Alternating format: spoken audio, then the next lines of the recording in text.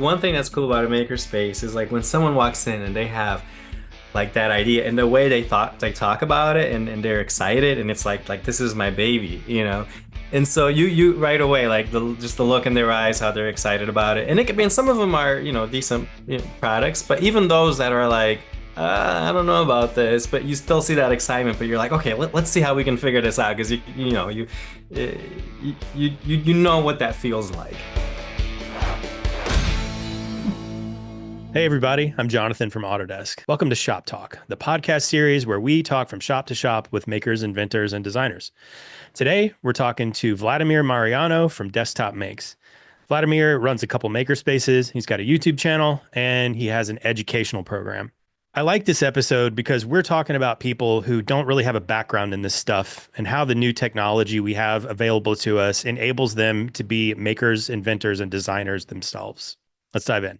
All right, Vladimir Mariano, thanks for coming, man. How's it going? It's good. Thanks for having me. Excited and honored to be here. Yeah, we've been following your career with great interest for several years now. Just us at Autodesk on the Fusion team and everything else. And I thought it was time to bring you in and kind of get an update, see what you're up to, and introduce you to the audience. Can you give us your background? You know, where you're from, how you got interested in making, education, like what brought you to where you are? Sure. Yeah. So I'll start where I'm from. People usually, when they hear my first name and my last name, and then they meet me, and it's like it doesn't jive. So they're expecting like a Russian Italian, Yeah. and they see me, and they're totally confused. But originally, I'm from the Cape Verde Islands, which are islands off the coast of Western Africa. So was born there, then came to the U.S. in '88, lived in Connecticut pretty much all my life. Went to school in West Virginia, came back, and now I am here in Norwalk, Connecticut. Cool. Yeah. And then okay, so West Virginia, so East Coast, and that's where your makerspace is now, right? Yes, yeah, I'm in Norwalk, Connecticut. Okay, right Yeah. on. Mhm. Yeah. And so how did you get interested in making and all that stuff? So a lot of people also assume that I have like an engineering background. I don't. My degree is in geology. Oh So wow. I started. So that's what I studied when I went to school in West Virginia. I got a geology degree, came back, worked as a geologist for a couple of years. And, I've always been a tinkerer, always just a very curious person wanting to learn everything. But I'd say, as far as getting completely into the maker community culture, um, really like my first maker fair in 2012 was, when I fully like understood that there was like actual this community behind it. But even before that, in college, I just like to take a bunch of classes. I took some computer science classes, engineering. I took a mechatronics class that really got me kind of hooked that you can Yeah. do programmable electronics. Um, but yeah, but the whole thing, like around 2012, there was one guy who posted on Meetup, just some random guy, and he was hosting a meetup, and it basically said, "I just got a new 3D printer," and this was the original MakerBot replicator, with the wood panels.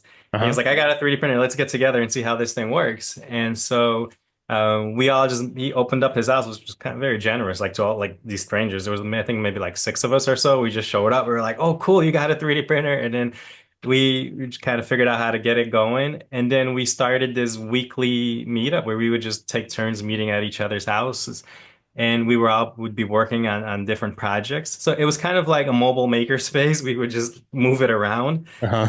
We would bring our tools and our projects. My very ambitious project at the time was actually building my own 3D printing, so my own 3D printer. So I was building one of the PRUSAs, the original, like this one had the like aluminum extrusion ones. It was like an Mhm. upgrade from the threaded rod ones. Yeah, so I was building that and everyone was kind of building their own thing, whether it was robotics, one guy was into beer brewing. But it was a really neat community. And then we wanted to actually start a makerspace. I had visited Resistors here in Brooklyn, and I really wanted something like that. And I was kind of following that. Like you had, I think it was Noise Bridge in San Francisco, like all the early makerspaces. And I wanted something like that here, so we kind of had the goal of starting our own makerspace. And uh and the way that happened is, we actually started with the library, just doing classes at the library and having like a place where we can meet. But one day I saw there was just this factory building here, and I said, you know what? I think that would make a really good makerspace. And I just randomly walked in. Like when you're excited about something, you just do like like kind of irrational things. And I was like, let me see if I can find the owner. So I walked in and I was asking around for the owner, and I found someone who was running there was like a batting cages in there that I didn't even know existed. And then so I went there and I said, "Hey, do you have the number to the owner?" And she says, "I'm the owner." So I said, "Oh." And then my pitch was, "I have a really great idea, but I don't have any money. Are you willing to listen?" You know? And she said, "Sure." So she sat down with me, and then I kind of explained, because no one knew what a maker space was back then. In fact, we were Right. calling it hacker space, and which sounded even a little more scary. So she said, "You know what? I like the idea, and I have a corner at the like on the second floor of the building." And so she was very generous, and that's how we kind of started, and that's how I got into it. We had yeah, six of us, and we brought in our own tools and equipment, set up shop. And we would meet, and then we opened it up to the community. People started joining, and that's how that community maker space got going. And I was all in. I just really fell in love with the whole maker community, and the whole culture behind it. Yeah, I think there's a lot of people watching this, and myself included, that have similar stories to that. I remember, Tech Shop was one that was pretty early. Yeah. My then girlfriend, now wife, actually, the first present she ever got me was a membership there. Oh, Um, nice. yeah, and it was amazing to be in a place where all of a sudden there's all these other people around you that are interested in the same stuff, Yeah. and it's kind of based on creativity and curiosity, and you know, um, everybody's just there to kind of learn and share with each other. It's a really cool thing, and I'm Right. impressed you've been able to keep it going because I don't have to tell you, a lot of these places are now defunct, and it's Yeah. been really difficult to find a business model around it. And I'm sure the lockdowns were a big hit on your membership and everything else. So can you tell us a little bit about that side? Like what did it take to get it going and to keep it going? Yeah, you know what? It took just keep on meeting. Because we have our open nights every Tuesday, and I think most maker spaces has like they'll have one night where they open it up to the community, and people, if even those who aren't members can come in and they'll just bring projects and hang out. And I just made sure to keep that going, And there would be times where I would just be sitting there alone. I'd show up and it would just be me. And then like maybe one other person would come in 2 hours later to check it out. And it was really hard at that time because um, people are looking for community, but like if they go and they see one person there or two people, it's like, well, this isn't really taking off. So until you've got, enough people there, to actually have a place where people want to go and hang out, it's hard to get sort of that engine going. But you know what? I kept meeting. I would just go, and once sometimes we'd get two, and it started to get three, and then four. And this was like I should kind of clarify. This was like right after COVID, where we were doing like really well, and then COVID, of course, we met as long as we could, but then we had to shut down stopped meeting for a while, and then trying to get it back up was sort of this era that I'm talking about, where we're trying, getting people to show up again. And so, people, slowly started coming, and then we would get like consistently three, and then four, and then five. But once you hit that critical mass, and people came, and they knew that there were people there, then it just kind of picked up again. Um, you know, um, and we were in a place, it's kind of amazing because like the place we could afford, really, like we didn't have any heat in the winter, so Whoa. we'd all be there like bone in love, and we'd have like maybe a space heater going. But you see kind of pictures from our community, and it's kind of it's amazing to see because when we got back up again, you see this room full of people, and we're all in like these big winter coats. But people, they wanted to be there, and whether it was, like 40 degrees in there, it didn't matter, and this is inside, 40 degrees, and people would just they still wanted to be there and hang out. So the community part of it is really what's bringing them, because a lot of it, like some of these members, like they have these tools at home. Now you can buy 3D printers, the cost is It's ridiculous to think how much they've come down. So they have a lot of these tools at home, but they'll show up just like once a week for our community night, even though they'll be paying the full membership, and they'll go like that one day where they know everyone's going to be there just to hang out. Iron sharpens iron, right? Like Yeah. you're working on something kind of in solitude. You come out and talk to other people, and you Hmm. know, all of a sudden you've got all these new ideas, and somebody else has done, solved a problem that you're dealing with now, and so on. Um, yeah, it's a great thing, man. I really, as we're talking about this, I'm kind of thinking I wish I was part of one again. Uh-huh. Because yeah, I've got a pretty good shop going in my garage. It's still kind of in pieces right now because we moved recently, but you know, that's a big part of what's missing. Like there's only so much you can do by, watching YouTube videos of other people do stuff. I mean, it does help a lot. There's a lot more material out there than there was when these maker spaces started, but there's still a big value in that. Just being able to see a physical object and like have a conversation with someone in the same room. It's not the Absolutely. same, you know? Yeah, it's sort of, it you can watch as many videos, and I'm big, on YouTube, and I'm always like taking one online course or another. But there's something about meeting there with people and just sharing, like you kind of like you feel like you get recharged to go back. Yeah. And even like learning, like I don't have a background in electronics, but when I was learning and trying to like figure out the Arduinos and wiring things up, just having someone like meeting with someone who can look at your project and say, "Oh, here's the problem. That wire needs to go there," and it's like it saves you Uh-huh. hours of like looking up like solutions and that. That's, Yeah. I think there's another value there, which is like I'll give you an example, right? I had this art project years ago, and it was this like I made my own physical film machine. So I made my own film, and like this I made my own cassettes, and there was a machine that played the cassettes, and there was like a flicker effect with an LED, right? And I'm Mhm. trying to get it right so that I can tune the flicker effect because the motor can't turn the film at the speed I need it to for the flicker to work. Mhm. So I got to get this LED to do this blinking thing. And I'm having a problem making blinking LED work because I'm totally new at this. I have a friend who's he's like a serious expert on this stuff. Like it's what he's got his degree in. He works for like it's his day job and all that. He goes and looks at my code and he's just like, oh, well, just start over, And then he starts plugging in putting all his own stuff together. It's like this Uh, should work, and then we ran out of time and it didn't work. He didn't have time to figure it out, and I'm looking at it like I don't even know what I'm looking at here. I have no idea how to like start with this, right? Then later I talked to his wife who doesn't have the same degree, right? She doesn't have this professional background in it, but she's kind of picked it up over the years and she starts helping me out with it. And she's like, "Oh, okay, well let's just start commenting stuff out in your code and then see where it's breaking, right?" So mhm. there's this other thing that happens there where you've got it's not just professionals, they're there too, but there's Yeah, also tinkerers that are like in some way like they've learned this the same way you have, they're just right. further ahead, and then all of a sudden you're able to like I don't know, move forward with the work in a way that you really don't if you're just like talking to an expert that does this for a living. Yeah, um it's yeah. less intimidating too, right? Like That's what- you don't feel like you're just kind of I'm not starting out the right way, so maybe I shouldn't bother. You don't really get that in a maker space. right.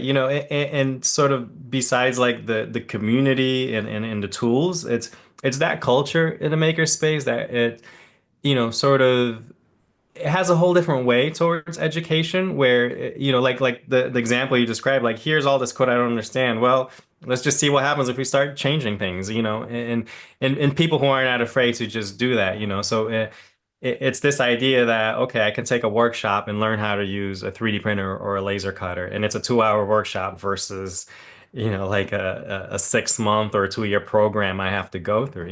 Yeah. So that whole idea of a makerspace of sort of like moving the heavy currents that tend to be in the way of learning these other these types of technology where like traditional education is kind of like okay, you have to do 2 years of theory and then a year of this and then and then you can finally get to like play with the good stuff where makerspace is like let's just like start playing with it and then you get excited and then like okay now I want to learn more.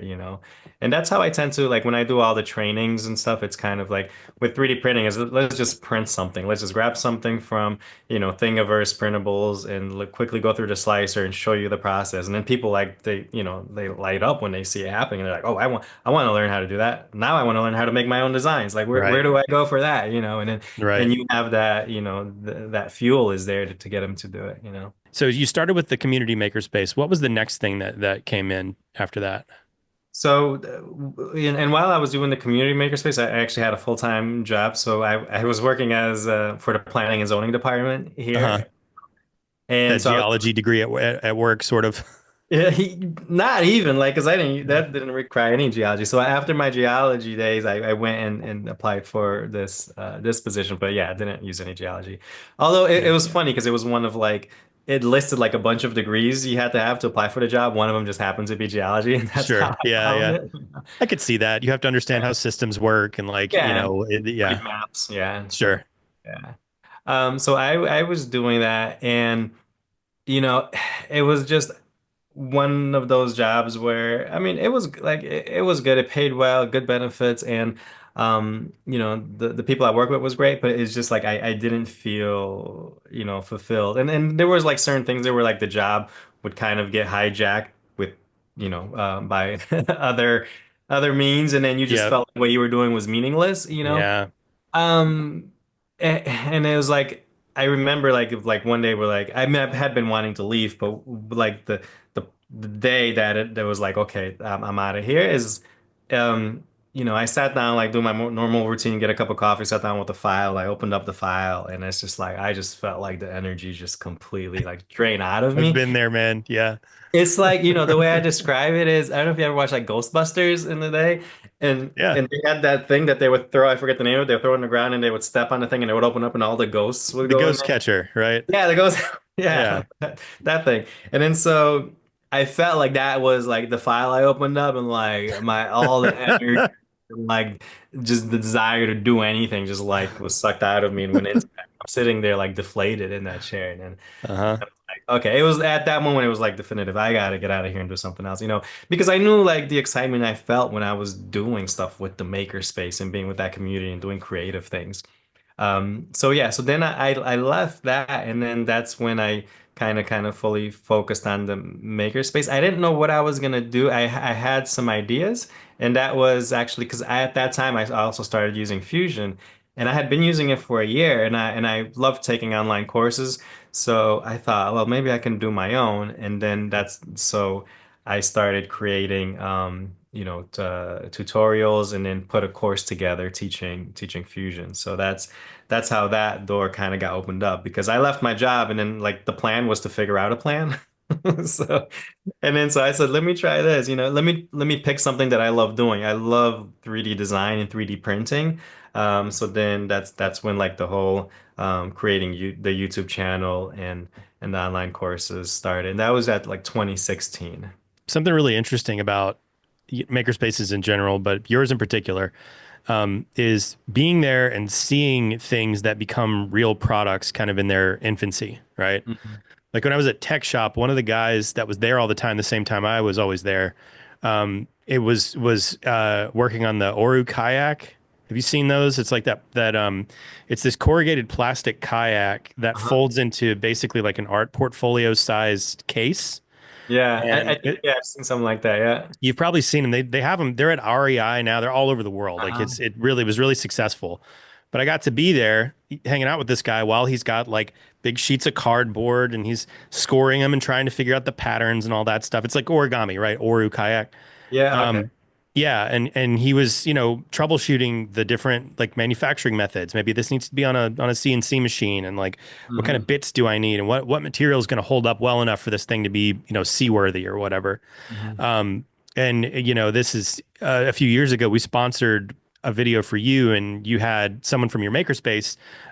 Basically, it was an interview, and she was explaining her new invention, right? So she had been at your makerspace. She was at some, like at a picnic or something, and she had it. She realized that the ice was a big problem. She was like, why doesn't this thing exist that dispenses ice and you don't have to plug it into anything and all that?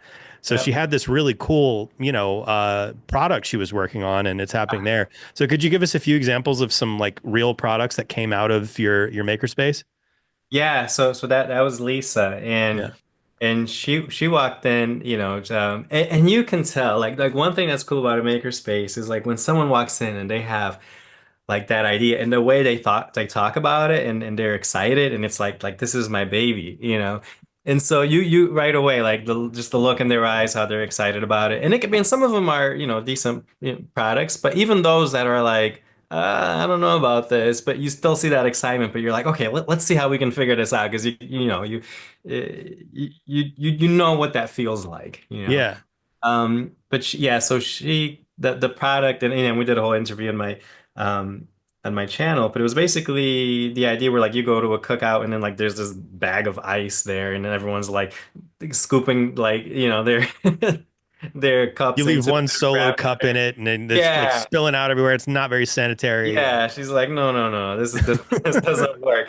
So she wanted to come up with this like automatic ice dispenser, and she was just going through all sorts of different ways to try to get it made.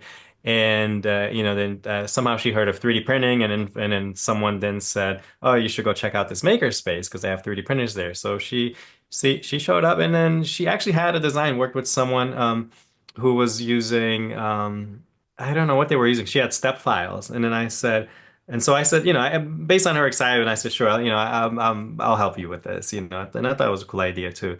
So basically, just kind of took her step files, and I was able to bring those into Fusion and sort of make the modifications she wanted to it, and then we printed. I think I had a CR10 S there, which was pretty big for the size of printers at the time. So we didn't get to make it full size. It was like maybe 80% where it was Mhm. still a functional prototype.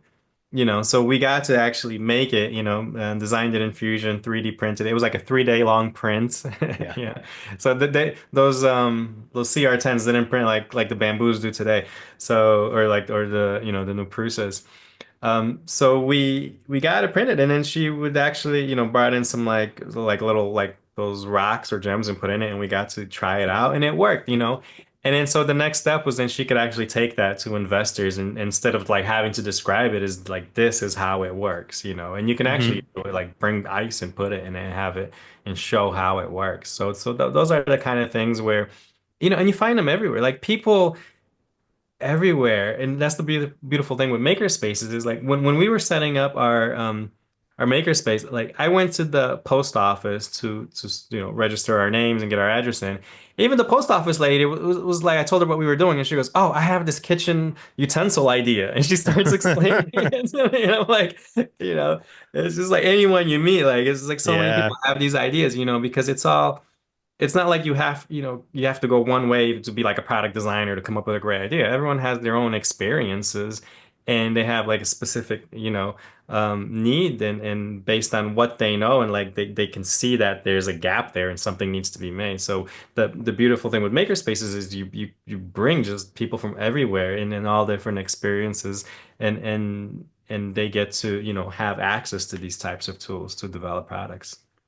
It makes you wonder how many like inventors have just, we've never heard of. Like how many people had great ideas that if they just had a makerspace to work in, or access to a 3D printer or something, or knew some people that could help with get them started with 3D modeling. I think yeah, we're at a time where I don't know. I'd like to see some. I wonder if anybody's doing a study on that, like new inventions, at different times in history, and like what's Yeah. obviously like the Industrial Revolution must have been, an explosion in inventions, right? Because now all of a sudden you had industry where it didn't really exist before, Uh-huh. but it makes you wonder if there's, yeah, if that's happening now. If there are like lots of new products coming along that maybe there was a lull over the last 50 years or something. I don't know. Yeah, right. All right. So when we started, you had a print going on over your shoulder, and it seems to have stopped. So we're gonna have to ask about that. It did, yeah. I'll show you. And I've got a few other things I want to I'll show you too. But this one Cool. here, let me grab it. So on your last episode with Dave you had on Uh-huh. with 3D DIY Dave. Yep. So let me pop this out. What? Don't know if you see the resemblance there, but that is a scan of me. So I actually Hmm. met Dave at 3D or not 3D it was like BenchCon down in Atlanta a couple years ago, Uh-huh. and he had a booth there where he was scanning people. So and I said, "Oh, cool. Can I get scanned?" And he went ahead and did my scan, and then he emailed me the file. Or actually, he has he put it on printables where you can just go and grab it, and he sent me the link. So I thought it was really cool. So I won't, so since you had that episode, I was like, "Oh, cool." When I watched that, I thought, oh, I can go and scan and 3D print my model, Nice. and show it and bring it up in the Oh, I episode. love it. So there I am. It's actually it's pretty amazing because like it's funny because I show it to people and they're like, "That's exactly how you stand." That's like Yeah. But yeah, it's amazing how like the scanners, how the technology has. Well, what else do you have back there? I see, Yeah, there's like I'll, I recognize a couple of those things, but our audience may or may not. yeah. Here, let me I'll show this one here first. So this is something I'm kind of working on. I love sort of combining electronics in 3D printing. So I kind of show like if you have here, it's an Arduino board, very sort of prototype um, stage Arduino board and a motor controller. But the best way, let me see, I'm gonna have to kind of hold this back, and I've got the plug here. I'll just kind of show it, and then I'll describe it. I gotta hold it back enough so you can kind of see it. So basically what you're seeing is this is 3D printed. All this, the black here is 3D printed. It's got a piece of wood on the back holding it together. But you see it's dropping something that's gonna go over here. Whoops, I missed the first part. But the first part actually I have to kind of help it sometimes. But you see it grabbing the little vase, brings it up, releases it, and it comes back down. And Cool. then does it again. Let me see if it'll grab it the second time there. I think because I'm kind of waving it around. There you go. That's what I wanted. Yeah. So it's just like this little kinetic sculpture that uses Uh-huh. 3D printing in these twist vases. And the neat thing, you see like the color changing in the vase. That's sort of those 3D filament that they have like multiple colors Yeah. It's got together. that iridescent effect when you print it or Yeah. whatever. And it looks, yeah, so it does all that. Yeah, I'm kind of moving it around standing, but it stands on a desk and it just does that all day. So I took this, I actually originally made this like, I looked at my old YouTube videos like 7 years ago. And I was like, I've always wanted to go back and revisit it and build it. So I'm doing this thing. Like I'm fortunate that I'm surrounded by these towns that have really amazing libraries. And Hmm. one of the libraries here, this is one in Greenwich, and they're doing this. Well, the title of is Innovator in Residence program. Oh, So they invited me to go, and the idea is you build something, like and they love like that. It combines 3D printing and motion and electronics. And so it's like a 12-week thing. I go every Friday, I build, and as I'm building, people get to kind of pick my brain and ask me like, how did you do this? So like I did a fusion lesson showing how I made like these twist faces, uh-huh. and then I did like a lesson on controlling motors. Uh-huh. So I just kind of, and I kind of show, what I'm doing. So it's a cool thing. So that's where like I started to rebuild this and have it there. So yeah, I just like doing stuff like this for fun. It started where like there, just playing around with these small little twist vases that were kind of popular at one time. And then I thought, it'd be really cool to automate this. And then so that's how Yeah. like this whole thing kind of started. I love it. So I get, another thing I'm curious about is I have my own reason for doing the same thing, right? But clearly you've been recommending PRUSA for this your community college makerspace. You've got one behind you. What is it about that those printers that you like, and why do you recommend them? Yeah, well, so and I'm not exclusive to Prusa, Sure. um, But they, yeah, no, they're great machines. I love them. I love their community aspect of it.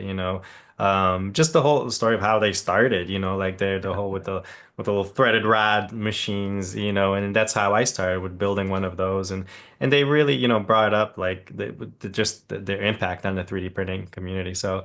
I have like at our makerspace, I was making a point like we have the original threaded rod one we display. We have like a printer bot Uh-huh. there. It's like, so it's like you walk through and it's like a little like museum, like you're walking through time of the different 3D printers. But yeah, no, they're great machines. And this one is the Mark IV, and I just got my conversion to Mark IV S kit that I still have to install on that. And now they've got like the full conversion to the other one. I forgot what the name of it, like PRUSA 1 or something it's called. So Hmm. I'm gonna probably do that as well. So I'll always be in that ecosystem just because I love what they do. But yeah, no, I've got like if you see my if I kind of turn my screen there, you see I've got the Mark 4S. I got the Mini next to it, but then I got a couple bamboos next to it as Hmm. well. Yeah. Um, so that's my area there. But with the school, you know what? Like we started with the Prusas, and it just made sense to continue using. So when I upgraded you want to kind of stay with the same system. It just makes the education part of it easier Hmm. because then like you don't want to have to teach like one slicer and then teach another slicer, and it's even though Yeah. it's like if you're someone who's used to it, you may say, well, what's the big deal? It's all the same thing. But just the fact that a button is here and that same button is over here and the other Yep. slicer can really throw it off. So with maker spaces, when you're like teaching, it's better to keep it all one. Yeah. And Have a consistency reliable there. printer, yeah, like Prusa that you can go and the ecosystem's all there with the slicer, the printer, the community with Yeah. Printable, just all works well together. Um, I usually recommend them because I mean, it depends on who you're talking to, but yeah. they're so customizable, right? Yeah. And I always tell people get the kit because then you've put it together, right? And you kind of Yeah. have it, and you've got a confidence there that maybe you wouldn't if you just bought something that was plug and play. And it depends on the person. Some people just need that plug and play Right. printer. They don't necessarily want to touch anything. They want the microwave, right? Where you Yeah. plug the thing in, you push the buttons, off you go. And that's the Bamboo Labs, I think, is really good at that. Yeah, yeah, yeah. But if you're someone who likes building things and you want to understand how it would work, yeah, I definitely agree. Get the kit and just have Yeah. fun with it and do all the upgrades. Yeah. And Yeah. there's people I think they buy printers for that. It's just like, hey, have you printed anything yet? No, I'm doing this new upgrade. Yeah, yeah. It's almost like Yep. it's like a gearhead kind of thing, right? Like you just, Yeah, I like to drive kind of, but what I really like to do is go in the garage and like, to soup stuff up and, tinker around. Yeah. Yeah. exactly. Yeah. Um, so what if you could have any machine, like you just get to pick, you get a new machine that fits in either your own space or your maker space. What are you going to pick? Oh, if I was one machine, Yeah, your boy. next machine. We pull our like Autodesk favor and we get like any company you can think of to give you a machine. What's that going to be? Yeah. You know what? I mean, sticking with 3D printers, I would probably go with the XL for the multiple tool heads. Uh-huh. The Okay. Prusa. Just yeah, just because that, because right now if you print and you're using an AMS, it's just painful to watch because of if you have multiple colors, like all the color changes it has to do in the purging. But the fact that if you just need something, you bring one of the tool head and print whatever you want, but then being able to print and having a huge build area and then Yeah, it's a cool machine, man. The thing they're doing, for people that aren't familiar, something they're doing that's really innovative is instead of like the way 3D printers normally do tool change or color changes or material changes, is that there's sort of a cassette. There's a bunch of filament spools, and then Mhm. there's a single print head that unloads one and loads another one, right? With the Prusa XL, they have 5 print heads that already have the filament loaded. Right. So when you switch to another material, that one's already preheated. It's ready to go. It's less than a second switching out a Yeah. print head, basically. Or I'm probably wrong about that. Whatever. It's a couple seconds, Quick. right? As Yeah. opposed to a couple minutes, Yeah. And man, that saves you a lot of time in the long run. Yeah. That's a very cool machine. I do want to mention a couple more things I have in the back there. I think you'll find Oh yeah, pretty. please do. Yeah. So I'll show like I have a couple prints here that I think were really cool. So I have an on my in addition to like the courses I do like that are sort of pre-recorded and you watch them at your own pace. I also do like a live weekly class, and this is for like people who they show up basically. There's like 30 people in the class, and then I take questions like when they're stuck in Fusion. It's specifically about like Fusion. Uh-huh. And so they'll bring like I'm doing this design and I'm stuck. Like, can you help me get through this part? So like I'm careful to say like it's not like I'm gonna design it for you. It's not like a design service, but and it's a really cool community. People do all sorts of like really cool designs. Um, but one so there's like sort of a sector here between like because you have like the hobby users, right? And then you have the people with like the machine shops, right? And then people who are making like professional stuff. But then the great thing like with Fusion is because you have that transition, like you can start with the hobby license and then you can like play around, learn the software and develop something. And then like with the with what we have accessible to us, like Etsy stores and stuff like that, right? Where you can try a product and get it out and sell it. So there's some really cool stories like within the group of some of my students. There is well, this one is I'll save this one for us for in a minute, but this is a cool pickleball trophy Oh, that nice. that he made. Yeah. So and he's gonna start selling this soon. But to lead up to this, he started selling these. These are like pickleball hooks. Oh, So you hang them on the fence and then you put your bag on them. And so they can get like customizable. So that he does like pickleball antennas and then uh-huh. you he'll have like a little saying on it that you want or the name of the person. Yeah. And so what they were able to do with Fusion is actually pretty amazing because they kind of got the design, got it perfect, and he can like load a 3D. He's got like I don't know, at least like 10 3D printers now. Started with one, and then like as the orders kind of kept coming, he added them, and then so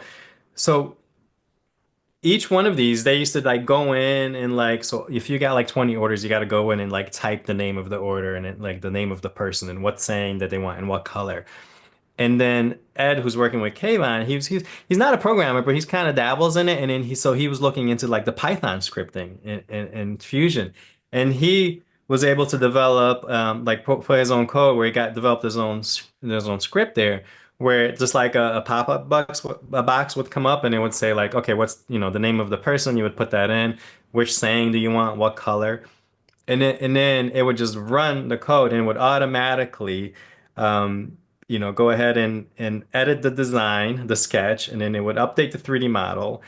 And then it brings it into the rendering environment. It takes a picture of it. So they get a picture of the rendering that goes out in an email and it exports the STL file Dude, it does all that. that's Like, awesome.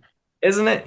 And then they took it a step further where instead of having to even type the name, he he developed it where they just bring a CSV file with like Uh-huh. all the names. So if you get an order for 50, you just load the CSV Oh, file man. and he loads it into the script and Fusion just cranks them out. You get the image, the STL, everything, and it's all customizable. Oh, And, that's so and it all cool. started with like this like pickleball hook. And he gets like so many orders a day now. He's got his like his printers going and he's just shipping every day with these. And it's something that started and it was made possible because he started learning, had no background in 3D design or 3D printing, Sure. and just started like I had my one of my lessons in my classes, you make a little phone stand and you customize it, like you put the name on it and stuff.